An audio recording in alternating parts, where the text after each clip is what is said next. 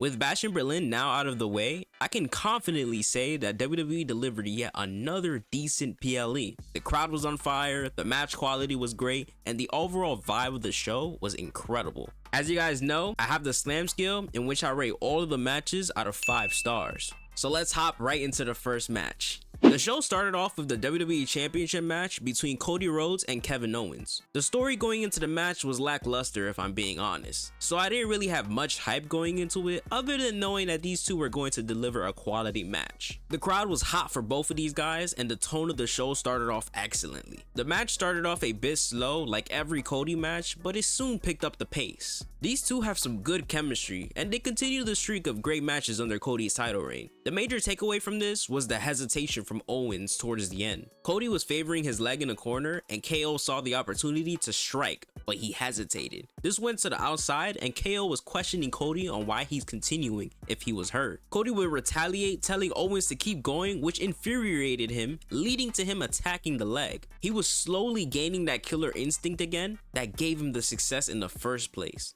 And as he was going for the powerbomb on the apron, he hesitated once again. This gave Cody enough time to recover as they went back into the ring and he hit him with 2 crossroads, but KO countered the last one into a stunner but couldn't secure the win. Okay, so this part of the match was the major problem that stuck out to me. Kevin Owens essentially no-sold 2 straight crossroads, then had enough in him to stunner Cody and act like nothing happened. And don't tell me there was adrenaline in his soul to get that move off. Nobody is getting up from 2 pedigrees back to back and then hitting Triple H with his own finisher. That's just not happening. It demeans the whole point of the finisher and just makes it look weak. Cody put Owens away with 1 final crossroads and I wasn't a fan of the overall ending. This match was amazing from top to bottom, but the ending is what kills the vibe of it all. Kevin Owens didn't turn heel to end this, and once again I'm left wondering why. What is next for Cody Rhodes? I actually have no idea because this title reign has no type of structure. This match receives 4 stars out of 5 on the slam scale. The next match was for the Women's Tag Team Championships between Unholy Union and Bianca Belair and Jade Cargill. The story going into this match was booked so badly that I considered it the bathroom break of the show. The match, however, was actually pretty decent, but just like every match that involves Bianca and Jade, Bianca had to carry for a majority of it. Unholy Union is so damn good at their job and it's a shame that they have not gotten the proper booking to showcase their talent. They have great chemistry in the ring and that was on full display in this match. Jade Cargill didn't do anything new, but she looked way more fluent than she has in her previous bouts. She added the jackhammer to her arsenal and those are the type of moves that I believe she could stick to. Power moves are her go-to and she's athletic enough to give some extra impact to it. Jade and Bianca secured a victory, becoming the new Women's Tag Team Champions. I really don't care about them winning because Triple H hasn't proved to me that he can run the division correctly. I hope this title run leads to a feud between the two because that could potentially be money. I'll give this match 3 stars out of 5 on a slam scale. The next match was CM Punk versus Drew McIntyre. This was the best story going into the PLE. This easily blew the SummerSlam match out of the water and I believe that one was a classic as well. This was physical right out the gate and told the overall story of these two hating each other perfectly. Drew was beating Punk's ass,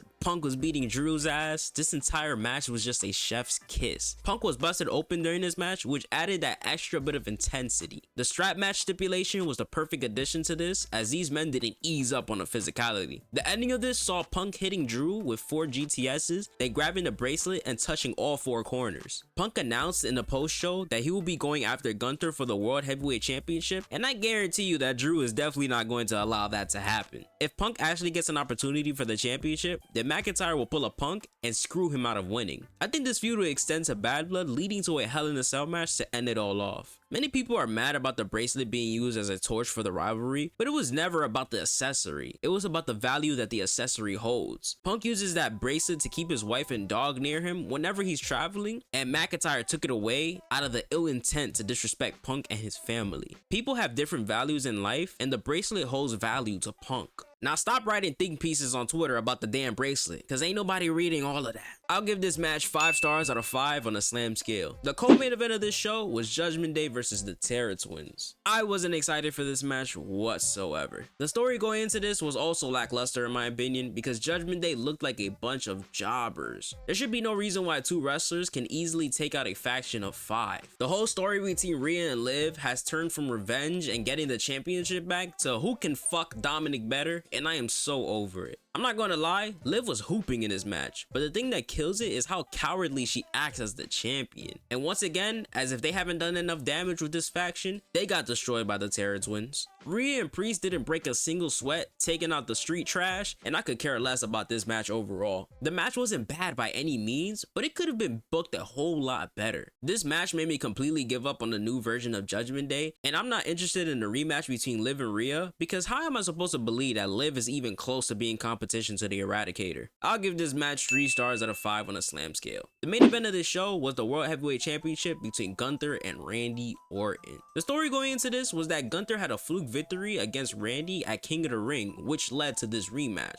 This match was a textbook slow burn technical masterclass. These two have some of the best chemistry in the company and delivered yet another great match once again. Randy has such a distinct way of working a match, and it works so well with Gunther's style of wrestling. For the first time in his main roster career, Gunther was working as a babyface as the crowd was fully behind him. The main focus of this match was Gunther's arm, as Randy targeted it throughout the entire match. Gunther has some of the most lethal chops in the game, and his arm has a bulk of his major offense. If you are a fan of flashy, fast-paced wrestling, then this match isn't going to be your cup of tea. But if you enjoy some good old technical wrestling, then this is right up your alley. Gunther consistently proves why he is one of the best wrestlers in the world right now, and Randy continues to prove why he is a legend in this business. Gunther was able to lock in a nasty sleeper hold on Randy Orton, making the Viper pass out, officially claiming his first title defense. I am a huge fan of this ending because this adds yet another layer of dominance to the ring general. Hopefully this leads to Randy going back to SmackDown and starting a program with Cody, because his title reign needs some star power attached to it. Gunther is one of the most interesting wrestlers in the business to me, because you never know how his matches are going to end. You never know if he'll end you with a clothesline, a power bomb, a body splash, a sleeper hold. He truly has one of the most diverse bags of offense in the company. Bash in Berlin gets 20 stars out of 25 on a slam scale. Overall, the PLEs all year have been excellent in terms of presentation, match quality, and the vibes, but the creative team needs to figure out this problem with the lack of interesting builds heading into them.